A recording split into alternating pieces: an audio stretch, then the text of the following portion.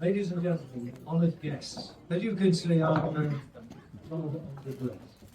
I'm going to tell you a tale, a story that cements the Ukrainian celebration of Independence Day and the International Bomber Command, which we're enjoying today.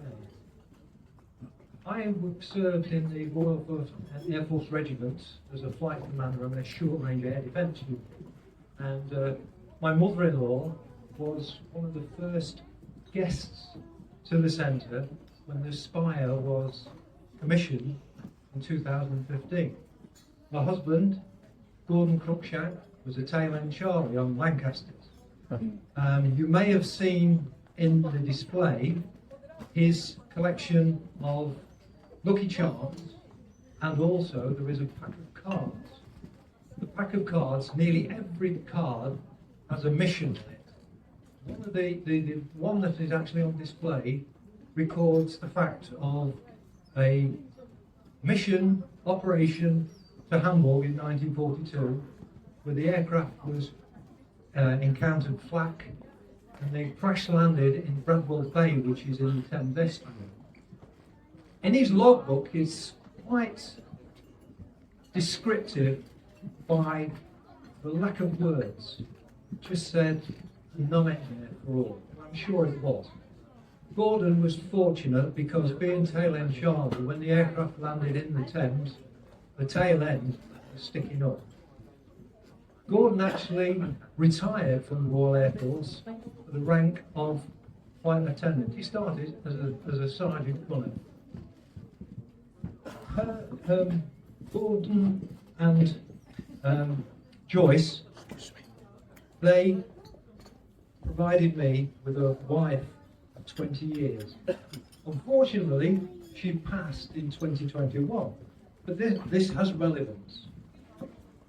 In Rheindarlen, some of you may know, it was the NATO headquarters. It's now abandoned, but my daughter, Jo, she used to work there, and she was acquainted with a yellow belly from Metheringham, and he contacted her after the Russians invaded Ukraine in February of 2022, and he said, "Jo, can you help? My daughter, Eva, and her mother, Halyna, are unfortunately, they've bombed out from, I may get this pronunciation wrong, Chernobyl? Is that close? Chernobyl. I apologise. And with my wife's passing, I had a bungalow. It was very empty, not much humour, not much life in it. So Jo asked me, and I said yes. In itself, this was quite an event, because to overcome the bureaucracy, the government had just started to invite Ukrainians into this country. And I believe the lady, Halyna, and Eva were one of the first to actually come to Lincoln. So we had a lot of trial and tribulations to get them here. However, the story has a happy ending, a very happy ending, because